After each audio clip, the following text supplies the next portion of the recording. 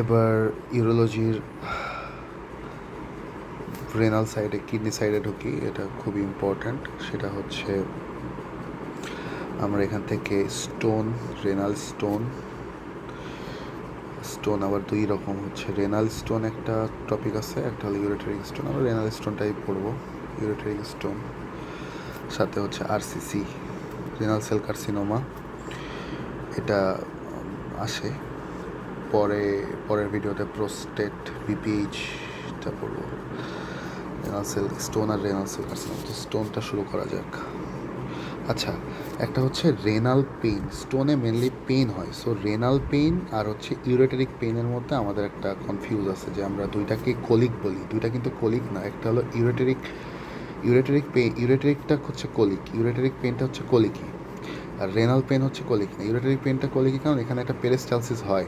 রেনালে কোনো পেরিস্টালসিস হয় না, কিডনির ভিতরে কোনো পেরিস্টালসিস। রেনাল পেইনটা কীরকম হবে? আপনার লোইন পেন হবে, ঠিক আছে, প্রচুর ডালেকিং পেইন হবে, লোইন এরিয়াতে পেইন হবে, ডালেকিং হবে, আর এটা হচ্ছে মডারেট টু সিভিয়ার। আর ইউরেটারিক কোলিক পেইনটা হচ্ছে কোলিকি পেইন। এটা হচ্ছে ইউরেটারিক স্টোনের কারণে হয়। আর রেনাল পেইনটা সাধারণত রেনাল স্টোনের জন্য বা আদার কোনো প্যাথোলজির জন্য। কোলিকি পেইনটা হয়, ইউরেটারিক কোলিকি পেইন হয়, প্রচুর পেইন হয়, পেশেন্ট একদম টুইস্ট অ্যান্ড টার্ন হয়ে যায়। এই পেইনটা কোথায় টুইস্ট অ্যান্ড টার্ন হয় পেশেন্টের, একদম মোচড়ামুচড়ি করে পেশেন্ট। আর এটা পেইনটা হচ্ছে loin to groin. So loin to groin যখন কথাটা আসবে তখন হচ্ছে সেখানে হচ্ছে ইউরেটারের প্রবলেম বা ইউরেটারের প্যাথোলজি আছে। অর্থাৎ ইউরেটারিক স্টোনের একটা ইন্ডিকেশন হচ্ছে loin to groin pain. So stone, renal স্টোনটা আমরা করি। রেনাল স্টোনটা আসলে কোথায় হয়? রেনাল স্টোনটা হয় হচ্ছে, এটা যদি কিডনি ধরি,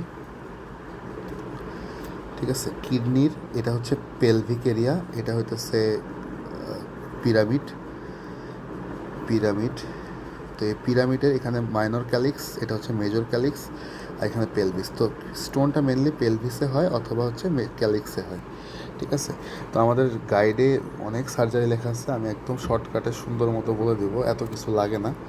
রেনাল স্টোনটা প্রথম হচ্ছে স্টোনটা কজ জিজ্ঞেস করে। তো কজের ভিতরে অতটা ইম্পর্ট্যান্ট না কজটা। আমরা আসি হচ্ছে স্টোনের টাইপ অফ রেনাল স্টোন। এটা আমাদের সহজে মনে রাখার একটা হচ্ছে ওপো সিএক্স, ঠিক আছে। তো ওপো সিএক্সের মধ্যে এটা হচ্ছে অক্সালেট, কম্পোনেন্ট হচ্ছে ক্যালসিয়াম অক্সালেট। এটা সবচেয়ে কমন। সেকেন্ড হচ্ছে ফসফেট সেকেন্ড কমন। এখানে হচ্ছে আপনার তিনটা ট্রাইফসফেট হয়। এই কম্পোনেন্ট হচ্ছে ফসফেট স্টোনের কম্পোনেন্ট হচ্ছে ক্যালসিয়াম ফসফেট, তারপরে হচ্ছে অ্যামোনিয়াম ফসফেট, তারপরে হচ্ছে ম্যাগনেসিয়াম ফসফেট। এই তিনটা। এটা হচ্ছে ইউরিক অ্যাসিড যাদের গাউট থাকে, বা ইউরেট স্টোন যাদের গাউট থাকে তাদের এটা হয়। এটা আর সিতে হচ্ছে সিস্টিন, এক্সে হচ্ছে জ্যান্থিন, ওপো সিএক্স। তো এর মধ্যে সবগুলা এক্সরের ভিতরে রেডিও ওপ্যাক, মানে সাদা দেখা যায়, এক্সেপ্ট ইউসি।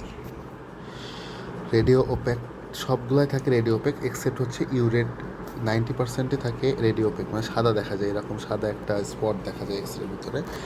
শুধুমাত্র রেডিওলুসেন্ট হচ্ছে ইউসি, সিস্টিন স্টোন আর হচ্ছে ইউরেট স্টোন বা ইউরিক অ্যাসিড স্টোন। এইটা আর সিস্টিন ইউসি, এই দুইটা ইউসিটা হচ্ছে রেডিও লুসেন্ট থাকে, বাদ বাকি সব রেডিও ওপেক। এটা হচ্ছে যদি ক্লাসিফাই করতে বলে এভাবে ক্লাসিফাই করতে পারেন। অক্সালেটের কম্পোনেন্ট হচ্ছে ক্যালসিয়াম অক্সালেট, মোস্ট কমন। পিতে হচ্ছে ফসফেটের ভিতর triple phosphate, calcium phosphate, ammonium phosphate, magnesium phosphate.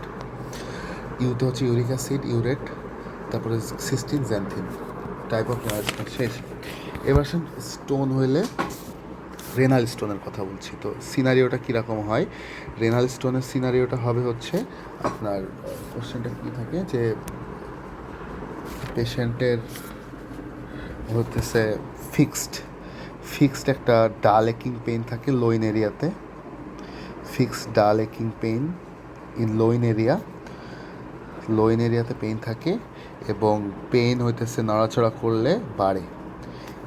Occasional hematuria দেখা যায়, মেনলি রাইট লোইনে পেইন থাকবে। তো রেনাল স্টোনের এটাই হইতেছে রাইট লোইন এরিয়াতে একটা পেইন থাকবে, প্লাস হচ্ছে হেমাচুরিয়া কিন্তু ইয়েতেও থাকে, আরসিসিতেও থাকে, কিন্তু আরসিসিতে একটা লাম্প বলে দেয়, কিন্তু রেনাল স্টোনে আমাদের সিনারিও থাকে এরকম যে ফিক্সড ডালেকিং পেইন, হেমাচুরিয়া থাকে,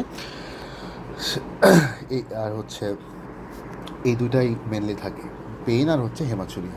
তো রেনাল স্টোনের হচ্ছে আপনার এখানে সিমটমস কী পাবো আমরা এখানে সিমটমস পাবো হচ্ছে ওই যে পেইনটাই ডিসক্রাইব করবেন, পেইন, তারপরে হচ্ছে হেমাচুরিয়া, তারপরে হচ্ছে ফিভারটা আসলে এখানে কম হয়, বাট ইউরেটারিক স্টোনে বেশি হয়, কারণ ইউরেটাসের ভিতরে যখন স্টোন জমে তখন এখান দিয়ে ইউরিন পাস করতে পারে না। সো ইউরিন পাস না করতে পারলে ওটা কিডনির ভিতরে চলে যায়, সেটাকে বলা হচ্ছে হাইড্রোনেফ্রোসিস। সো হাইড্রোনেফ্রোসিস হচ্ছে কিন্তু কিডনিটা ডাইলেটেশন হয়, কিন্তু সেটা অ্যাসেপ্টিকটা মানে হচ্ছে হাইড্রোনেফ্রিক, মানে এখানে কোনো ব্যাকটেরিয়া নেই, আর যখন এখানে ব্যাকটেরিয়া বা ইনফেকশন যখন আসবে তখন সেটা হইতেছে পায়োনেফ্রোসিস। তাহলে হাইড্রোনেফ্রোসিসটা হচ্ছে normal aseptic dilatation of the kidney, আর পায়োনেফ্রোসিস হচ্ছে, হাইড্রোনেফ্রোসিসটা হচ্ছে অ্যাসেপ্টিক, আর পায়োনেফ্রোসিসটা হচ্ছে সেপ্টিক, অর্থাৎ এখানে ইনফেকশন থাকে। সো ফিভারটা মেনলি ইউরেটারিক স্টোনেই বেশি হয়। তারপরে সাইন কী পাবেন, যেহেতু পেইন থাকে লোইন এরিয়াতে, সো ওখানে রিজিডিটি চলে আসে লোইন এরিয়াতে, রিজিডিটি, ল্যাটারাল অ্যাবডোমিনাল মাসল যখন ব্যথা হয় তখন সেখানে গার্ডিং আসে বা রিজিডিটি আসে ল্যাটারাল অ্যাবডোমিনাল মাসলে, আর হইতেছে হাত দিলে ডিপ প্যালপেশনে টেন্ডারনেস পাবেন। ব্যাস এটুকু বললেই হবে। আর ইনভেস্টিগেশন এখানে স্পেসিফিক কিছু ইনভেস্টিগেশন আছে, কিছু সাপোর্টিভ ইনভেস্টিগেশন আছে। আমি স্পেসিফিকটা আগে বলি কারণ এটা মনে রাখা জরুরি। স্পেসিফিকের মধ্যে মেইন আমরা যেটা করি সেটা হচ্ছে প্লেন এক্সরে। আমার হসপিটালে যেটা প্র্যাকটিস হয় প্লেন এক্সরে কেওবি রিজিয়ন, এছাড়া সব কনফার্মেটরি হচ্ছে কোনটা, কনফার্মেটরি হচ্ছে সিটি স্ক্যান, কিন্তু এখানে বলতে হবে নন কন্ট্রাস্ট কেন, কন্ট্রাস্টে আমরা ফ্লুইড দিই, যদি আমরা ফ্লুইড দিই তাহলে এইখানে ফ্লুইডটা জমা হয়ে যাবে, ঠিক আছে, কন্ট্রাস্টটা বের হইতে পারবে না, যেটা হইতেছে কিডনির জন্য টক্সিসিটি তৈরি করবে। সো আমরা নন কন্ট্রাস্ট এটা সিটি স্ক্যান করি, এটা হইতেছে কনফার্মেটরি মোটামুটি, আর মেইন হইতেছে প্লেন এক্সরে কেওবি আর ইউএসজি কেওবি করি, এই তিনটাই বললেই হয়। আর সাথে হইতেছে আমাদের জেনারেল কিছু জিনিস জানা লাগে, যেমন হচ্ছে ইউরিন আরএমই করি, রুটিন মেডিকেল এক্সামিনেশন করি, তারপরে হইতেছে এখানে হচ্ছে ব্লাড সিবিসি করি, সিবিসি ইএসআর এগুলা দেখি। আর সাথে হচ্ছে আপনার এই আরেকটা জিনিস মনে রাখতে হবে, আমরা যেহেতু ক্যালসিয়াম আর ফসফেট ক্যালসিয়াম অক্সালেট আর ফসফেট স্টোন দুইটা ওআরপি অক্সালেট স্টোন আর ফসফেট, সেহেতু আমরা ব্লাডে ক্যালসিয়াম এবং ফসফেটের কনসেন্ট্রেশনটা চেক করি, ঠিক আছে। আর রেনাল ফাংশন টেস্টের জন্য আমরা অবশ্যই সেরাম ক্রিয়েটিনিন আর হচ্ছে ইউরিক অ্যাসিড, ব্লাড ইউরিয়া দেখি, এগুলো আমরা দেখি। এটা হলো ইনভেস্টিগেশন। এখন ট্রিটমেন্টের ভিতরে আমরা জেনারেল কিছু ট্রিটমেন্ট দিই, সিমটোমেটিক ট্রিটমেন্ট দিই, যেমন হইতেছে তার পেইনের জন্য বেড রেস্ট, পেশেন্টকে বলি বেড রেস্টে থাকবেন, পেইনের জন্য তাকে হচ্ছে অ্যানালজেসিক দিই, যেহেতু অ্যানালজেসিকটাই দিই, সাথে হচ্ছে প্রচুর পানি খাইতে বলি, প্লেন্টি অফ ফ্লুইড, সেটা হচ্ছে ওরালি দেই বা আইভিতে দেই, ঠিক আছে। ইলেকট্রোলাইট ইমব্যালেন্সটা ঠিক করে, যদি ইলেকট্রোলাইট থাকে, যদি ইউটিআইয়ের চান্স থাকে সেজন্য আমরা একটা ব্রড স্পেকট্রাম অ্যাপ্রোপ্রিয়েট অ্যান্টিবায়োটিকটা দিই অ্যাকর্ডিং, যদি সেখানে কোনো ইউটিআই হয়ে যায়, অ্যাপ্রোপ্রিয়েট অ্যান্টিবায়োটিক দিই। এবার আসেন সার্জিক্যাল ট্রিটমেন্ট। এখন সার্জিক্যাল ট্রিটমেন্টের ভিতরে আমরা তিনটা জিনিস দেখব, এত কিছু পড়ার দরকার নেই, বহুত কিছু লেখা আছে যেগুলো এখন আর করা হয় না, আমরা জাস্ট যদি 5 স্টোনটা যদি 5 মিলিমিটারের কম হয়, 5 মিলিমিটারের কম হয়, তাহলে আমরা বলি প্রচুর পানি খাবেন, প্লেন্টি অফ ওয়াটার ইনটেক, দিনে 3 লিটার বলবেন যে পানি খাইতে। তাহলে 5 মিলিমিটার কম হলে আমরা কোনো কিছুইতে যাই না, আমরা অপারেশন করে বের করে দিই। আর যদি হয় হইতেছে 15 মিলিমিটারের বেশ, 15 মিলিমিটার আপ টু 15 মিলিমিটার, 5 থেকে 15 মিলিমিটার হলে আমরা এখানে করি ESWL। এটা কি? Extra corporeal shock wave lithotripsy. এখানে হয় কি, পেশেন্টটাকে বাইরে থেকে একটা শক ওয়েভ দেওয়া হয় কিডনি রিজিয়নে, শক ওয়েভ দিয়ে লিথোট্রিপসি, লিথো মানে হচ্ছে স্টোন, ট্রিপসি মানে হচ্ছে ভেঙে ফেলা, ওইটাকে আমরা ভেঙে ফেলে ওটা অটোমেটিক বের হয়ে যায়। তাহলে এক্সট্রা কর্পোরিয়াল, এটা হচ্ছে নন ইনভেসিভ একটা, এটা এখন অহরহ সব জায়গায় করা হয়, extra corporeal shock wave lithotripsy. এটা এটা খুব ইম্পর্ট্যান্ট।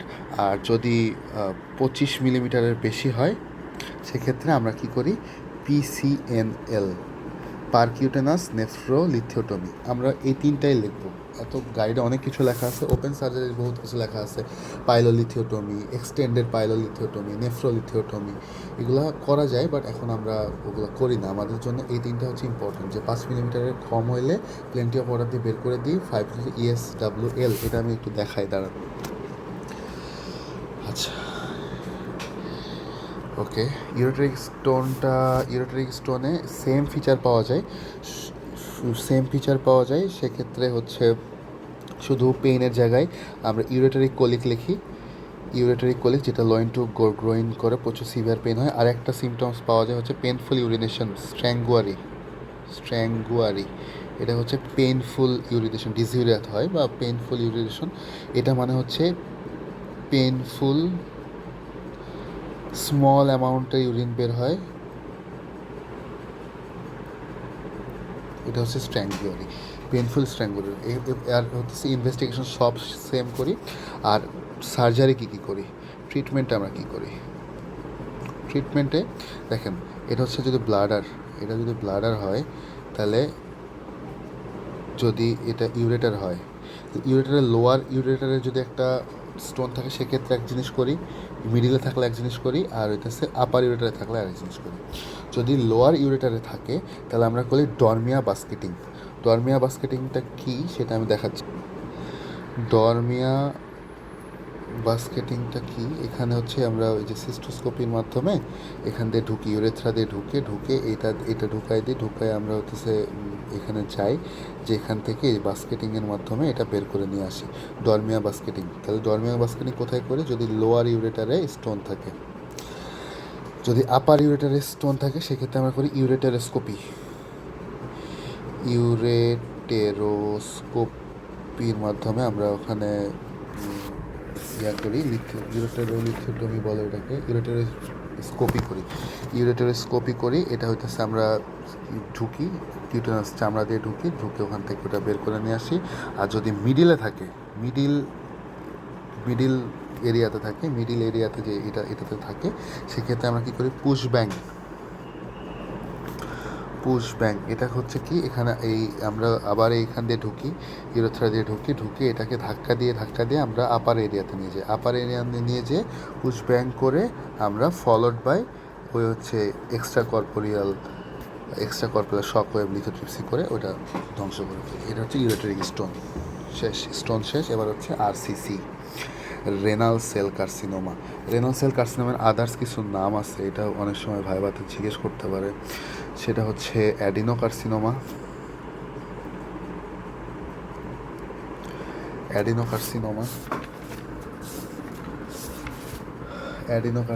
তারপরে হচ্ছে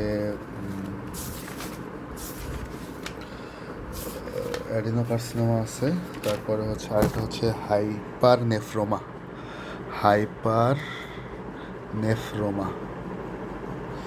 3 নাম্বার হচ্ছে ক্লিয়ার সেল কার্সিনোমা।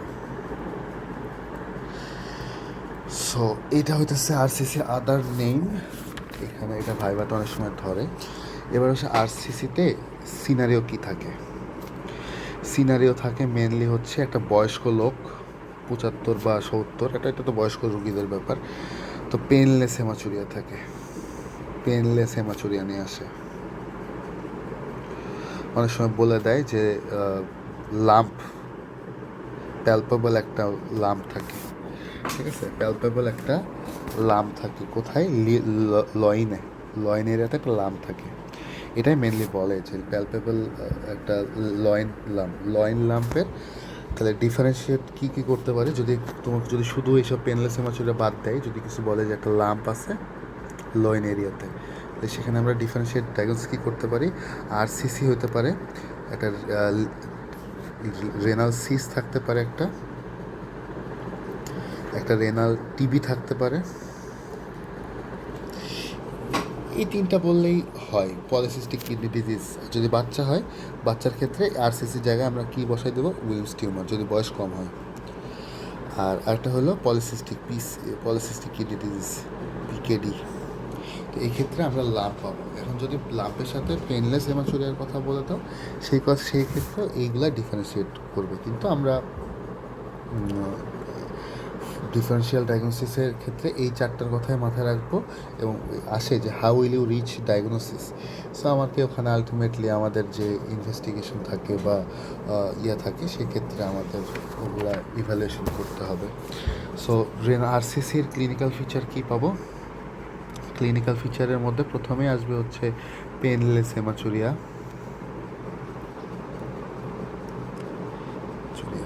আচ্ছা, এখানে একটা মজার জিনিস আছে, এখানে ফিভার হয়, কোনো কার্সিনোমাতে ফিভার হয় না, শুধুমাত্র আরসিসি আর হচ্ছে লিম্ফোমা, এই দুইটা জায়গায় ফিভার আসে।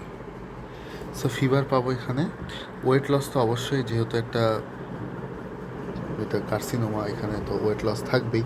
তারপরে হয় কি, এই আরসিসিটা আপনার হচ্ছে রেনাল ভেন দিয়ে বের হয়ে ইনফিরিয়র ভেনা কাভাটাকে অবস্ট্রাকশন করতে পারে।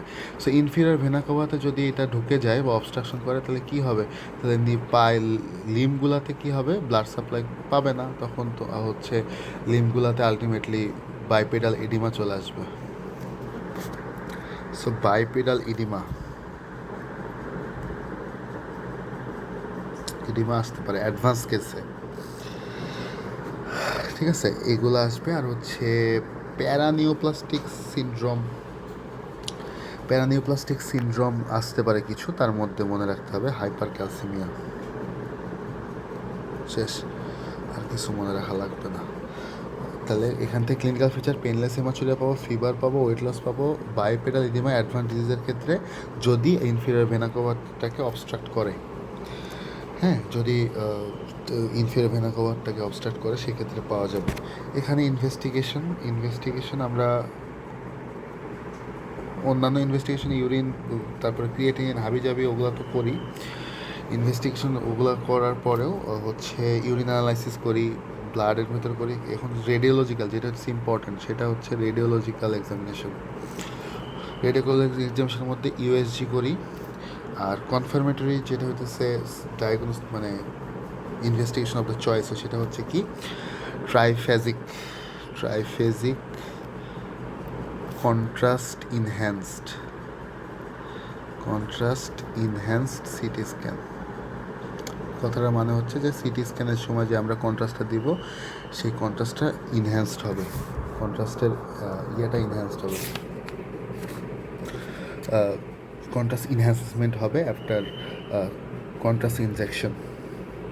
এটা হচ্ছে কন্ট্রাস্ট, বলবেন যে কনহ্যান্স ইন্ট্রাস্টমেন্ট আফটার কন্ট্রাস্ট ইনজেকশন। সাথে হচ্ছে আমরা নর্মাল সিটি স্ক্যান, এমআরআই করি, ঠিক আছে। এছাড়া ব্লাডের যেসব টেস্টগুলো থাকে, serum creatinine, serum uric acid, CBC, calcium, তারপরে হচ্ছে সিরাম ক্যালসিয়াম যে হাইপার ক্যালসিয়াম হয়, এটা ধরার জন্য, ঠিক আছে। এগুলো হচ্ছে আমাদের করতে হবে। এখন ট্রিটমেন্ট সোজা হিসাব, নেফ্রেক্টমি করবো। কী করবো? নেফ্রেক্টমি।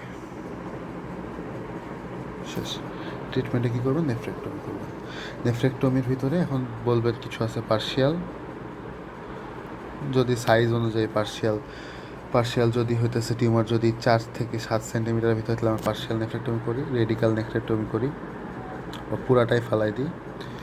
আর একটা গেল, দুইটা গেল, আর একটা হচ্ছে আমরা করি নেফ্রন যদি টিউমারের সাইজ 4-এর নিচে হয়, কম হয়, তাহলে সেক্ষেত্রে আমরা করি হচ্ছে নেফ্রন স্পেয়ারিং সার্জারি।